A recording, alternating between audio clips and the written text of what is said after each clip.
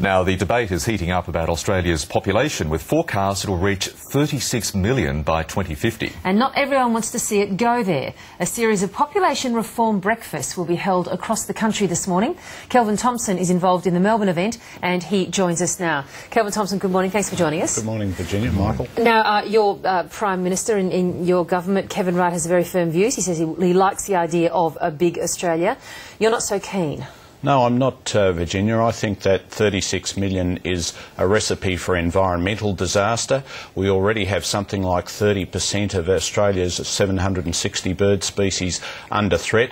It also makes it extremely hard to meet greenhouse gas targets. It's pretty hard to reduce your carbon footprint if you keep adding more feet. It's also the case that it leads to declining housing affordability. Population-fuelled growth in house prices is one of the key reasons why young Australians can no longer afford a home of their own. And it's also impacting adversely on the quality of life in our cities. If you look at Melbourne, Sydney, Brisbane, under these projections, they will each have an extra 2 million people by 2050. That's all about traffic congestion, loss of open space, declining housing affordability. It seems you are very much a voice in the wilderness. The Prime Minister keeps talking, or actually not so much lately, but has talked about a big Australia, wanting to increase the number of people arriving here. Do you feel your arguments, your opinions are falling on deaf ears in government ranks? When I first started raising it, Michael, I was on my own, but I think that in recent times it's become clear that 70% of Australians don't want to see us go to 36 million by 2050. You've had Greens saying 36 million is too many. You've had Liberals saying 36 million is too many. You've had the Prime Minister appointing a Minister for Population and announcing that there will be a population strategy. So I think all of these things are positive signs. Well, you're a pretty poll-driven government, so I can imagine that there'll be a change of policy sometime soon? Well, I am hoping that there will be a change of policy, Virginia. I believe that we have an obligation to pass on an Australian way of life and a world to our children and our grandchildren in as good a condition as the one that our parents and our grandparents gave to us. All right, but it seems to me only logical, the only way you can do that, because you can't actually go and control births in Australia, unless you want to get draconian there, is to control immigration. As the federal member for Wills, your electorate are full of second, first, third generation migrants. Yes. You're prepared to look people in the eye and say we're going to look at family reunion and we're going to cut back on skilled migration? Absolutely, Virginia, and indeed I do They'll vote you out of office if you do that. I do represent a highly multicultural electorate, and I've had a lot of support for the policies that I've put forward. My position is that we can stabilise Australia's population at 26 million by 2050 if we're prepared to reduce net overseas migration to 70,000. That is the kind of figure that we used to have in the 1970s, 1980s, 1990s. We're now up at 200,000 or even 300,000.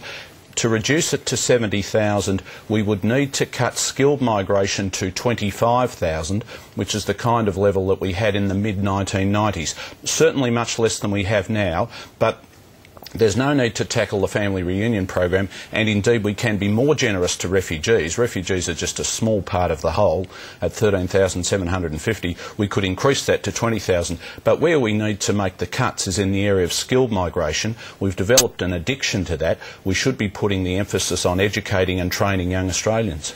The co-sponsors of these events that you'll be featuring in is a group called Sustainable Population Australia, and amongst one of the ideas they're suggesting is a campaign with the headline "Two will do," in terms of encouraging people to only have 2 children. Is that something you'd endorse as a way of bringing down the population? I think that's a fair position, Michael. I think in the past people had large families for a range of reasons, but I think it's better if people looking forward do think about having replacement for themselves, and I think that's a reasonable position.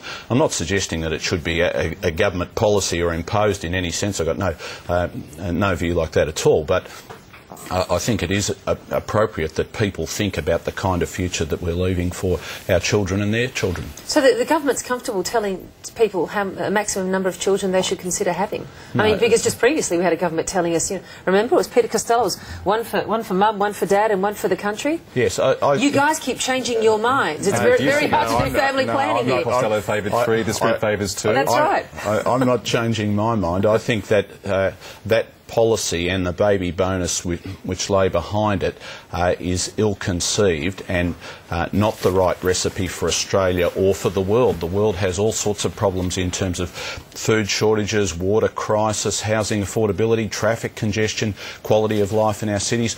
Well, given all of these things, things like the baby bonus are better used on educating and training and skilling young Australians, spending money on universities, apprenticeships, TAFE and the like. Kelvin Thomson, good to have you on board. Thanks so much. Good to talk with you. Thank you. Thank you.